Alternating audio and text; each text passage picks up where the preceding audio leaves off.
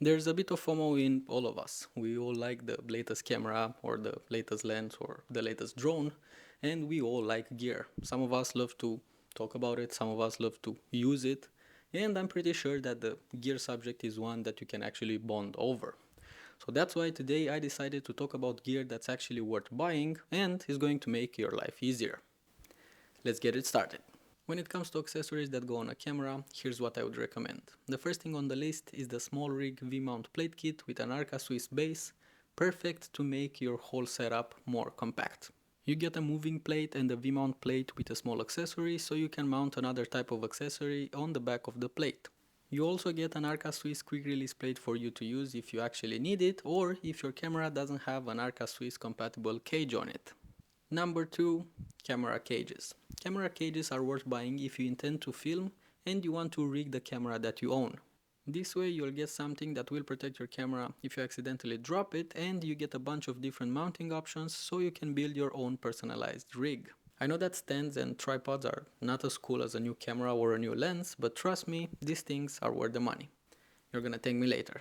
Next thing on the list, and I'm probably going to butcher this name, is the King or something like that Gobo stand. I bought this like 6 months ago, and now I'm thinking why I haven't bought two of these. You can use this not only as a stand, but you have the versatility to extend it and maybe mount a 60-watt light with softboxes if you're shooting podcasts or interviews. And on the back of it, you can throw a sandbag to keep everything nice and steady. And by the way, the sandbag is included, so comes with it. And I'm definitely going to buy another one when these things are going to be back in stock. This is probably one of my favorite pieces of gear that I bought last year, and that's the newer, Neuer, whatever stand with wheels. This is great for when you're on the go and you need a reliable stand, but you want portability and versatility as well. The wheels have stops on them, so you know you're good to go when you set those in place. Really sturdy, has a good price, and you can use it as your mobile YouTube studio as well with the right accessories. Let's talk about lights. Lighting is really important, so here's what I would recommend to buy. Number 1 on the list is the SL160DN from iFootage. The SL160DN is great if you're at the beginning of your journey and you want a 60-watt light that won't break the bank. You're gonna get a pretty powerful little light with a reliable app, special effects, and you can add more lights in the same ecosystem down the road. And if you have a bit more money to spend, you can check out the Anglerfish 200 BNA, a 200 watt bicolor LED light that punches well above its weight. Next thing on the list is the Falconize F7 Full RGB light. If you're a creator who's always on the go and you're traveling, you definitely would love the F7 not only for the form factor, but for the fact that packs a punch too. And if you want something with a bit more power than the F7, I would recommend to check out the M20C, I think it's called, from Zhiyun. Alright, I think you waited long enough, so let's talk about cameras. The first camera that I would recommend is the Sony ZV-E1. If you don't shoot long-form content like podcasts or interviews, this camera is great for the form factor, the low light capability, 4K 120, great bitrate and great color. And you can use it to take photos too, just keep in mind that you have only 12 megapixels to play with, but that's more than enough for social media. If you want a camera that's good overall so you can do photo and video, I would recommend to buy the A7 IV. The A7 IV is the newer brother of the beloved A7 III that was and is a great camera. The A7 IV could be the jack of all trades, so you'll trade the low light capabilities of the Sony ZV-E1 for the higher megapixel count and the dual SD card slots. You're also gonna trade the 4K 120 frames per second in full frame for 4K 60 frames per second with a crop, but you'll get a better grip and a nice viewfinder. Or maybe Sony is gonna drop the A7 V soon, so you can get that now that the Sony A9 III is out.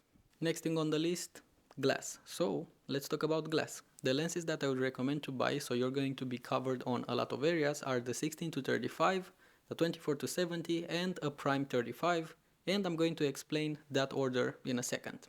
For the 24-70 you have different options, but even though the 24-70 f2.8 G Master 2 is out now, I would still go for the Sigma 24-70 f2.8 because that thing won't break the bank like the GM and you're still getting a very good lens. 16-35 is a great all-around lens for YouTube, landscape photography or video, real estate, vlogging and for social media as well. If you have a camera that's decent in low light, you're all set with the f4, just because for those wide perspectives you don't really need the f2.8 in my opinion. The 35mm look is a natural look that you see in movies, so it makes sense to have a 35mm lens. This is great for its versatility because it's a lens that allows you to capture many different types of camera shots and angles. It's wide enough to capture background elements but close enough to shoot more intimate shots like portraits for example. And you won't really see much of a difference between one that is 1.8 and one that is 1.4. You can buy the Sony 35mm f1.8 or the Sigma 35mm f1.4.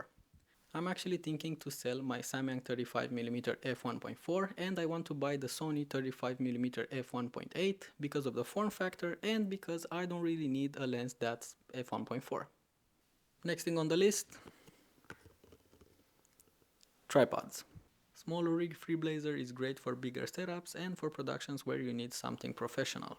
If you want something that's budget friendly, you have a lot of options from KNF. I actually have something similar here, even though this is not from KNF. And last but not least, if you're traveling and you want something that's small, compact and sturdy, I would definitely recommend the Ulanzi MT43. Because I haven't thought about these things in a particular order, now we're gonna talk about drones, and I have some no-brainer recommendations over here. If you don't want to become a professional drone pilot, you could buy the Mini 4 Pro or the Mini 3 Pro. They are basically the same drone all around. The Mini 4 Pro has side sensors if that's something that interests you, but if that is not a deal breaker, you can save some money and get the Mini 3 Pro because that thing will do the job just fine as well. And now let's talk about audio. If you want a mic that goes on the camera, I would recommend the Sony ECM MS2 or the Sennheiser MKE 600, but you'll need XLR inputs for those. If you want something that's really good without the XLR, you can go with the DT-D4. And if you want some wireless lav mics, a very good affordable option is the Synco G2A2 Mega. Not only that they will get the job done, but they come with a charging case too, and they're gonna have the internal recording option as well.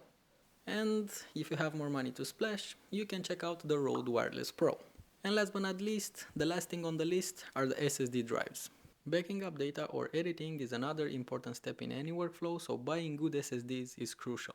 The SSD drives that I'm using right now are the T7 Shield from Samsung. These are super fast, come in different storage sizes, and they're very reliable too. If I would start today, this is what I'll buy. And there you have it. These are my picks for camera gear that actually matters. It's getting dark outside. I think I've been yapping for like 2 hours over here.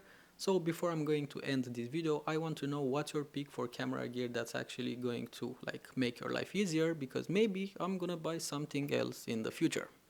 You can tell me that in the comments down below. That's it for today. Stefan over and out.